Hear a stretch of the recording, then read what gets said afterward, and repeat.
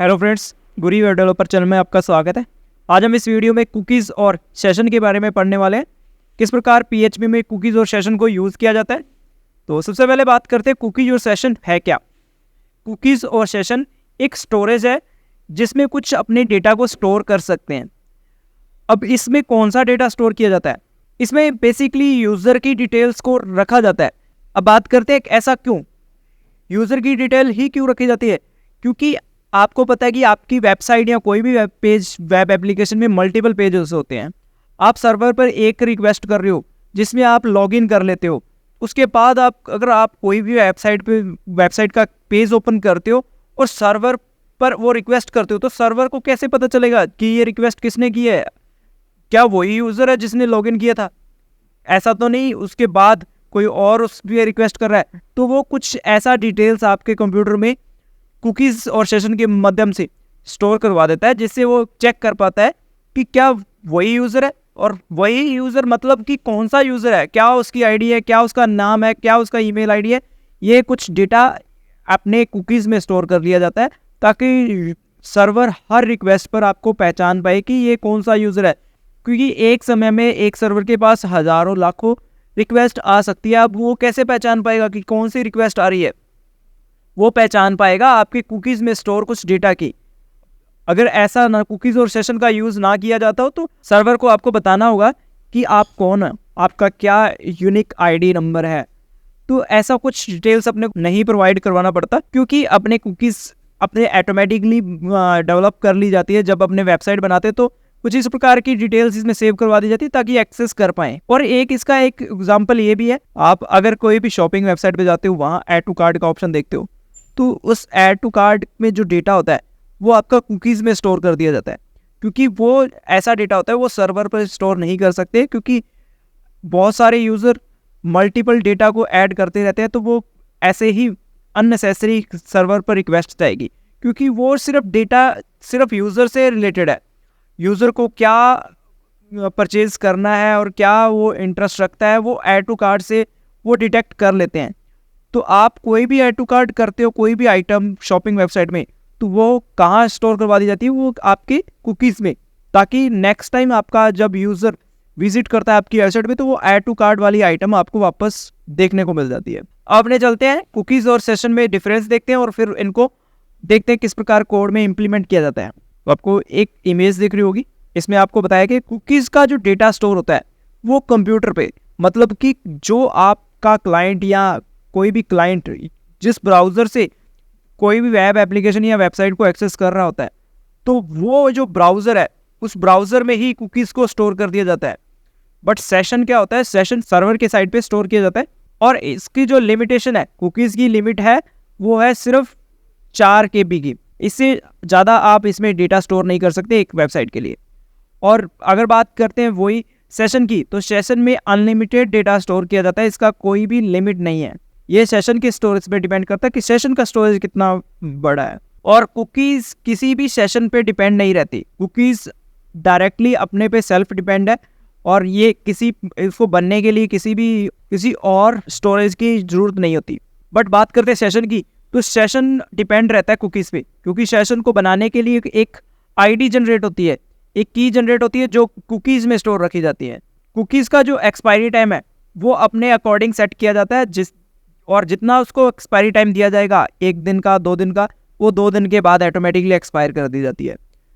और बात करते हैं सेशन की, तो सेशन का एक्सपायरी टाइम नहीं होता। ये एक्सपायर कब होता है? जब यूज़र ने अपना ब्राउज़र क्लोज कर दिया है, तो वो क्या कर दिया जाएगा? ऑटोमेटिकली डाटा को क्लियर कर दिया जाएगा और सेशन को क्लियर कर दिया जाएगा।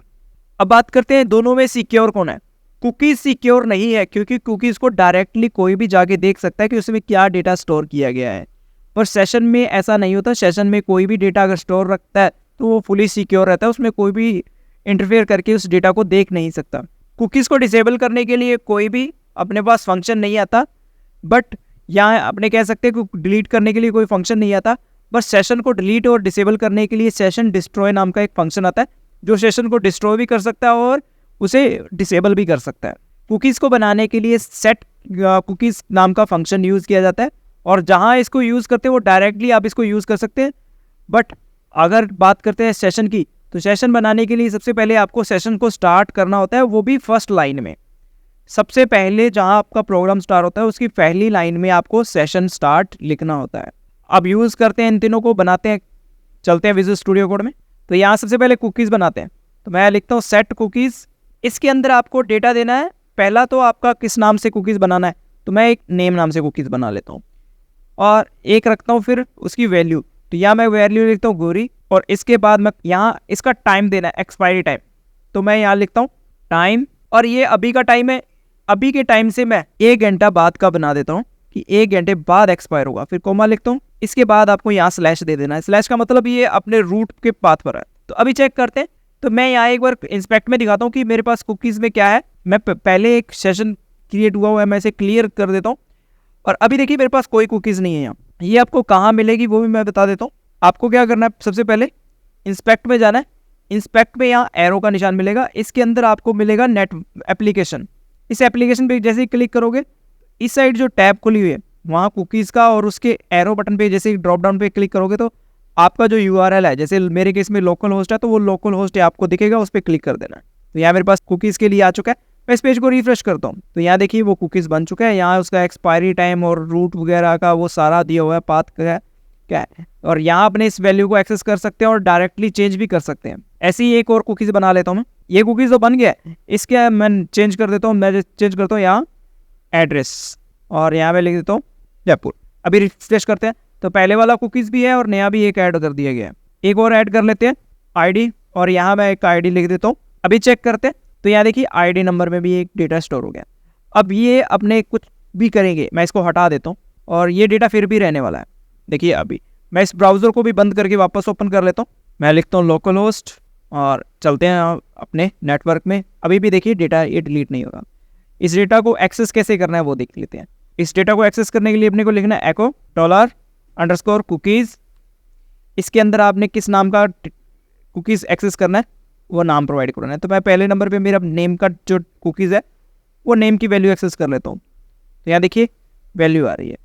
ऐसे ही मैं इसके आगे और डेटा भी एक्सेस कर लेता हूँ। तो मैं यहाँ लिखता हूँ आईडी और यहाँ लिखता हूँ एड्रेस। अभी चेक करते हैं तो यहाँ देखिए तीनों चीज़ें मेरे को मिल रही है। अपने इसको डायरेक्टली कुछ भी चेंज कर सकते हैं यहाँ से आके, जैसे कि मैं यहाँ आईडी नंबर चेंज कर लेता हूँ, इसकी जगह पे मैं कुछ और लिख देता हूँ। जैसे मैं लिख देता हूँ ऐसा कुछ भी लिख देता हूँ, रैंडमली कुछ भी नंबर दे देता हूँ। तो अभी मैं जैसे ही बाहर क्लिक करूँगा, जैसे ही बाहर क्लिक करूँगा तो यहाँ चेंज हो चुका है। अगर मैं पेज जब रिफ्रेश करूँगा तो वहाँ भी चेंज होगा मिल रहा है। इस प्रकार अपने कुकीज़ बना सकते हैं। अगर आपको कुकीज़ डिलीट करना है तो आपको एक्सपायरी टाइम देना होता है। जैसे कि मैं इस कुकीज़ को डिलीट करना चाहता हूँ तो मैं यहाँ लिखूँगा सेट, वो सेम ही चीज़ अपने को प्रोसेस अपनाना है, सेट कुकीज़, और इसके अंदर कुकीज़ का नाम और उसकी वैल्यू आपको नल रख देनी है या ब्लैंक रख देनी है, स्लैश, फिर यहाँ टाइम जो फंक्शन लगाना है उस टाइम फंक्शन में माइनस का कोई भी टाइम दे दो, जैसे 20, 30 सेकेंड, 40 सेकेंड, जितना भी आप देना चाहो तो दे सकते हो। और पाथ मैं दे देता हूँ यहाँ रूट का। अभी चेक करते हैं, रिफ्रेश करता हूँ मैं तो यहाँ देखिए मेरा इस साइड कुकीज़ डिलीट हो चुका है। अब अगर मैं पेज को यहाँ रिफ्रेश करूँगा तो यहाँ मेरे को एरर देखने को मिलेगी, ये वार्निंग आ रही है इस प्रकार की, क्योंकि ये कुकीज़ अब है ही नहीं, अपने फिर भी एक्सेस करने की कोशिश कर रहे हैं। तो इस प्रकार अपने कुकीज़ रिमूव कर सकते हैं। कुकीज़ को रिमूव करने के लिए आपको प्रीवियस टाइम देना होगा, एक पास्ट का टाइम देना होगा जो कि बीत चुका है, क्योंकि जैसे ही इसका जो टाइम है वो पास्ट का होगा तो ऑटोमेटिकली वो एक्सपायर कर देगा ब्राउज़र उसको। इसको डायरेक्ट डिलीट करने का कोई भी फंक्शन नहीं आता, इसको इस प्रकार ही डिलीट किया जाता है। आपको प्रीवियस टाइम देना है, कोई भी 1 सेकेंड का भी आप प्रीवियस टाइम दे दोगे तो वो एक्सपायर हो जाएगा। अभी अपने सेशन बनाते हैं। सेशन बनाने के लिए सबसे पहले सेशन को स्टार्ट करना है। तो यहाँ लिखता हूँ सेशन _start, और ये मेरा सेशन स्टार्ट हो गया। अगर मैं इसको सेव करता हूँ, यहाँ भी कुकीज़ में कुछ नहीं है, जैसे ही रिफ्रेश करूँगा तो यहाँ एक सेशन आईडी जनरेट हो चुकी है कुकीज़ में। तो ये सर्वर इससे डिटेक्ट कर पाएगा कि आपका जो सेशन है वो कौन सी आईडी का है। तो अभी अपने क्या करते हैं, डेटा स्टोर करवाते हैं सेशन में। तो मैं यहाँ लिखता हूँ $_session, और इसके अंदर कौन सा डेटा स्टोर करना है, जैसे कि मैं एक आईडी स्टोर करवा लेता हूँ इक्वल, इसके अंदर आईडी नंबर दे देता हूँ कुछ भी ऐसे टेम्परेरी रूप से। ऐसे ही एक नेम स्टोर करवा लेता हूँ $_name।